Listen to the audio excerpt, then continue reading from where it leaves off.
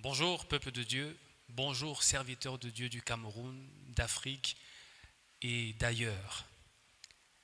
Je me permets de vous apporter dans cette vidéo un message très important de la part du Seigneur pour l'Église du Cameroun.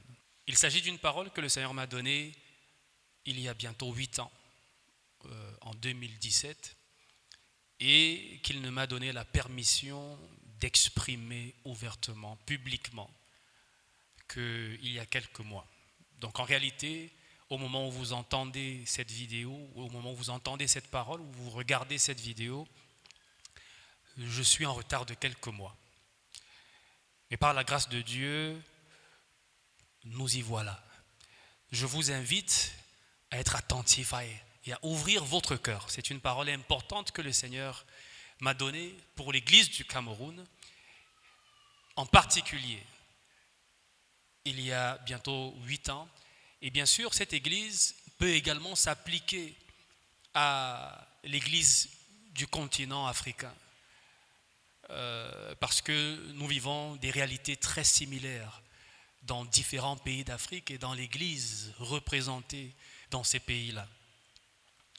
Il s'agit d'une parole extrêmement importante qui s'adresse à toute la communauté, mais surtout à ses leaders, aux serviteurs de Dieu.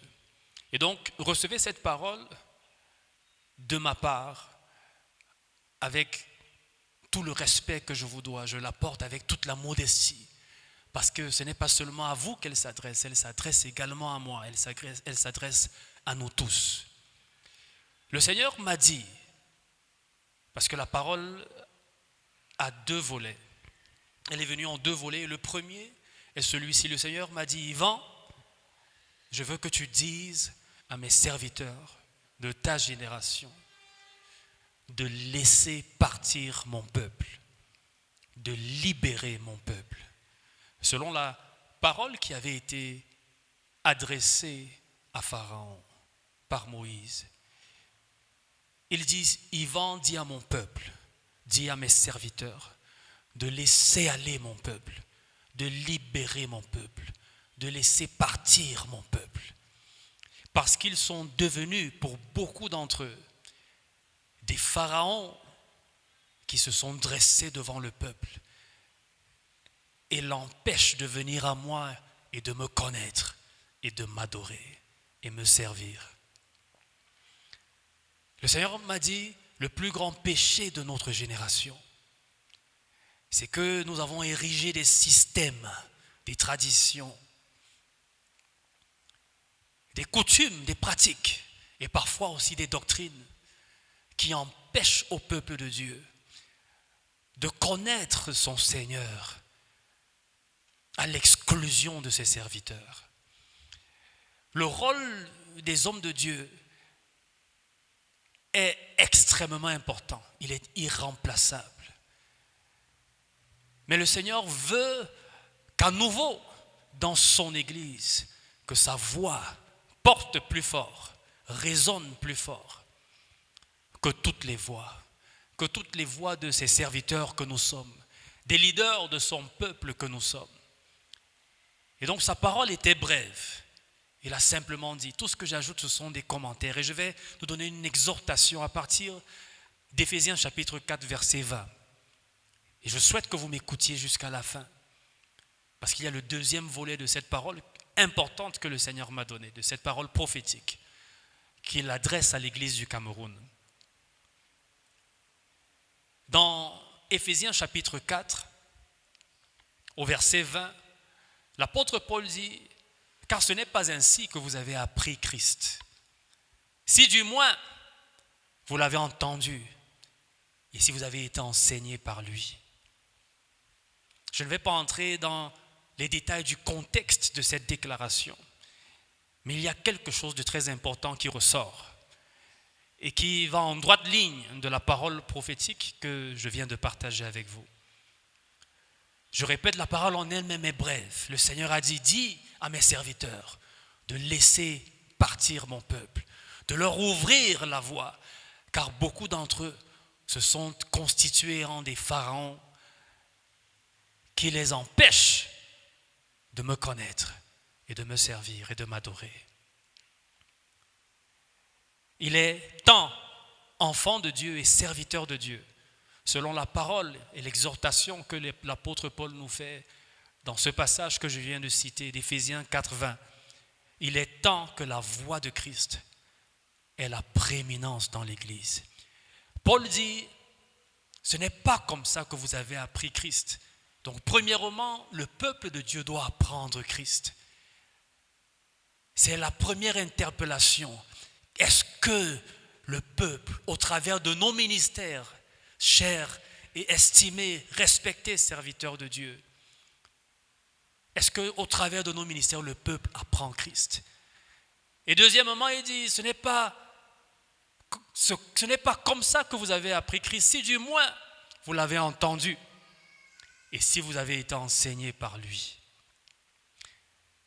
Enfant de Dieu et serviteur de Dieu, il est urgent qu'à nouveau le peuple entende Christ plus qu'il ne nous entend.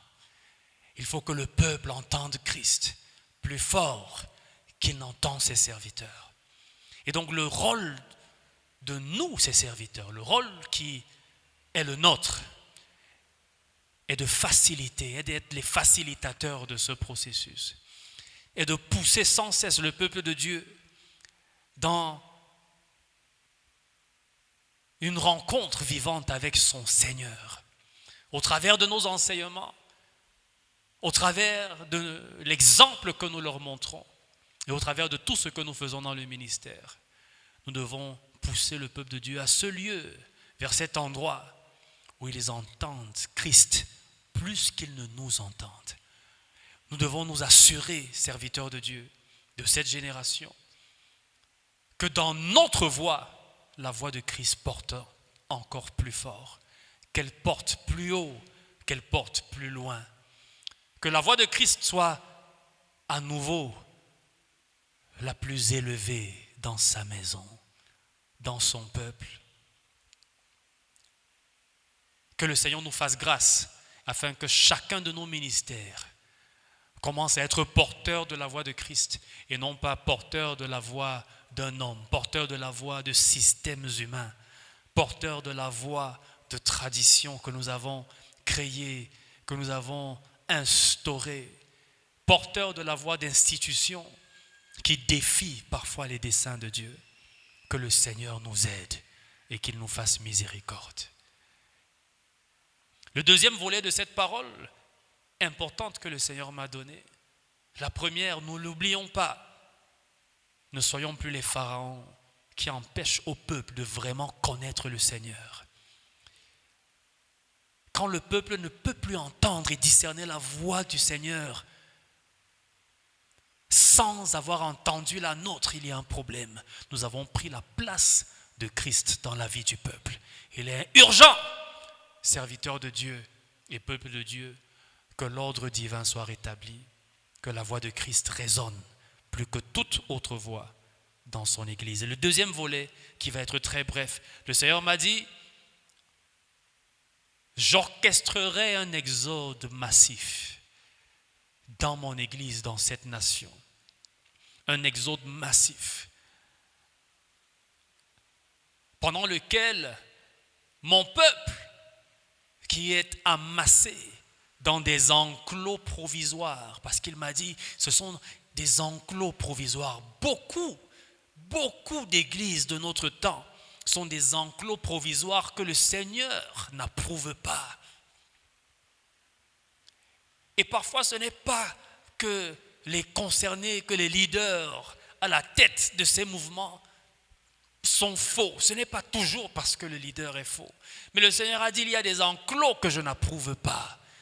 Bien sûr, il y en a qui sont totalement apostates, totalement rejetés de Dieu parce qu'ils ont totalement rejeté Dieu. Mais le Seigneur dit, malgré cela, dans certains de ces enclos, il y a mon peuple. Ils y sont massés, entassés. Et ce n'est pas une affaire de nombre, de quantité, non. Certains de ces enclos sont petits, ils ont 20 personnes, 10 personnes. Mais le Seigneur dit,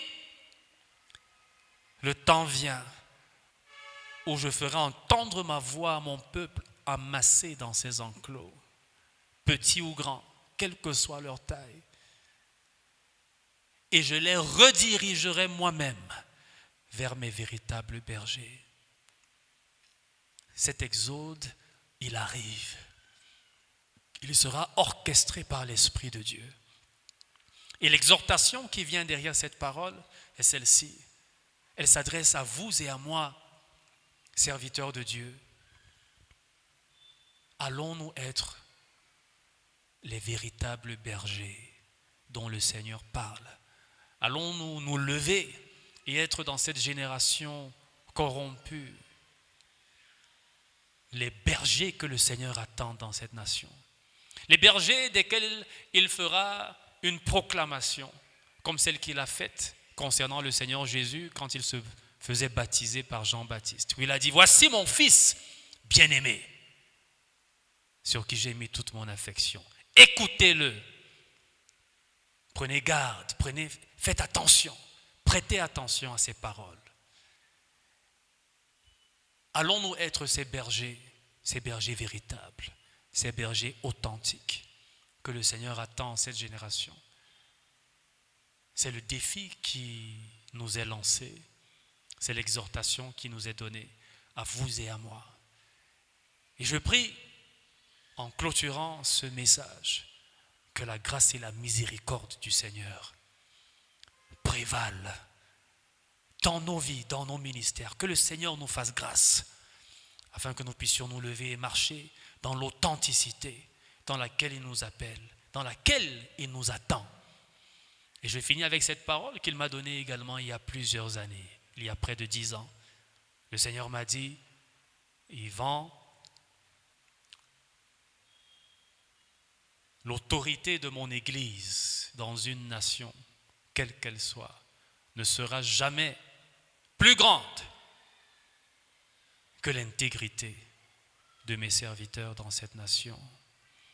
L'autorité de l'Église dans une nation ne dépassera jamais le niveau d'intégrité de ses leaders, des leaders de l'Église.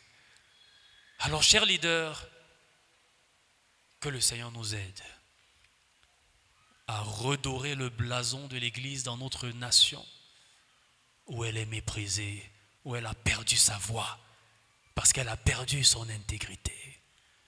Que le Seigneur nous aide et que les bergers de l'Éternel, que ceux qui vont paître le troupeau de Jésus-Christ, selon sa volonté et à sa manière et selon ses standards et dans ses desseins, que ces bergers-là puissent émerger et que rien ne puisse les arrêter. Au nom de Jésus-Christ. Amen.